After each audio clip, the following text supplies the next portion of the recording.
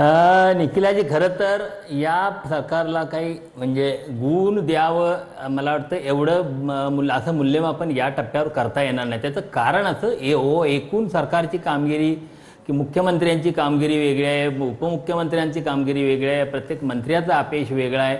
त्यामुळे आपला sector wise विचार करावा लागेल. ओव्हरऑल एकत्रित आता गुण देण्यासारखी परिस्थिती आहे असं मला वाटत नाही.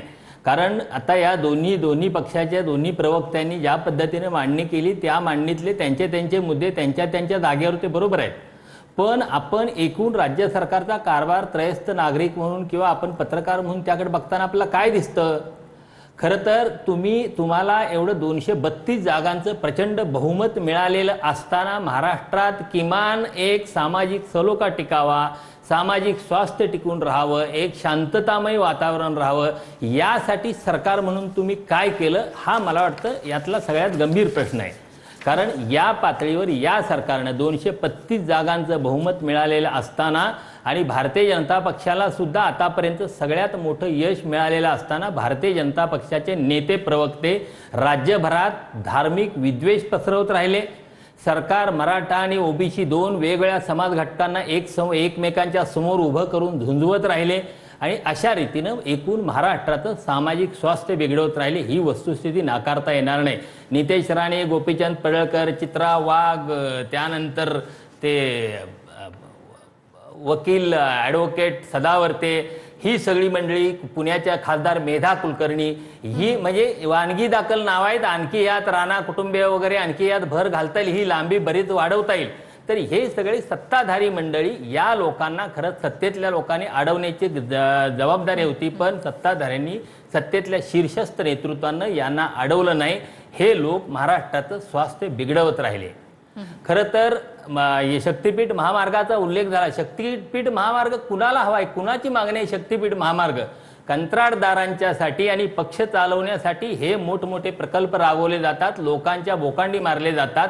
त्या पद्धतीने शक्तीपीठ मार्ग म्हणजे आपल्याकडे बहुमत आहे, त्यामुळे आपला जो अजेंडा आहे तो काही करून रेटून न्यायचं, लोकांचा जनमताचा विचार करायचा नाही असं धोरण राहिलं आहे. आता नाशिकच्या वृक्षतोडीचं ताजं उदाहरण आहे. म्हणजे ज्या पद्धतीने शक्तीपीठ मार्गाचा विरोध होत असताना सुद्धा आम्ही कोणत्या परिस्थितीत राबवणार, आम्हाला कोण काय म्हणते याच्याशी देणं घेणं अशी भूमिका जाते. त्याच पद्धतीने नाशिकच्या वृक्षतोडीला जपूनमधल्या एवढ्या मोठ्या प्रमाणावर विरोध होत असताना मुख्यमंत्री त्या संदर्भात पुन्हा त्याचं समर्थनच करतात.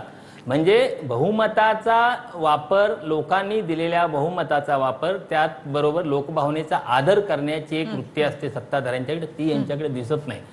पायाभूत सुविधांच्या पातळीवर मेट्रो असेल, अटल सेतू असेल, या गोष्टी मार्गी लागल्यात का? त्यातून काही चांगलं चित्र दिसतंय का? तर चांगलं चित्र नक्की दिसतंय. पण या एकूण सामाजिक पातळीवर हे सरकार फार मोठ्या प्रमाणावर अपयश आहे, हे आपल्याला ठामपणे म्हणता येण्यायोग्य परिस्थिती आहे. सामाजिक पातळीचा विषय काढला. जेव्हा जेव्हा भारतीय जनता पार्टी सत्तेमध्ये येते तेव्हा सामाजिक सलोखा बिघडवण्याचं काम जाणीवपूर्वक विरोधकांकडनं केलं जातं. त्यांना माहिती आहे, कारण भारतीय जनता पार्टी विकास करू शकतो. चोरमारे सरांनी पण त्याबद्दल भारतीय जनता पार्टीचं कौतुक केलं, त्याबद्दल मी त्यांचे धन्यवाद देतो. परंतु भारतीय जनता पार्टी सत्तेत बसलं, देवेंद्रजी फडणवीस मुख्यमंत्री झाले आणि आपल्यापेक्षा देवेंद्रजी फडणवीस खूप चांगलं काम करू शकतात. त्याच्यामुळं त्यांना सामाजिक सलोखा बिघडवण्यासाठी विरोधक जाणीवपूर्वक राजकारण करतात. परंतु महाराष्ट्राची जनता अशा राजकारणांना, भूलथापांना बळी पडत नाही. मराठा समाज असेल, ओबीसी समाज असेल, या सर्वांना न्याय देण्याचं काम कोणी केलं असेल तर फक्त आणि फक्त देवेंद्रजींनी केलं.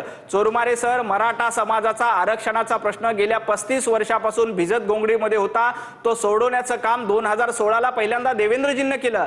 आता देखील तो सोडवण्याचं काम देवेंद्रजी फडणवीसच करतायत. मराठा समाजाला कुठल्याही सुविधा दिल्या जात नव्हत्या, मराठा समाजाला शिष्यवृत्ती दिली जात नव्हती. सामाजिक घडी बिघडू नये यासाठी सर्वांना सोबत घेऊन जाण्याचं काम हे देवेंद्रजी सातत्यानं करतायत. एवढंच मला सांगायचंय.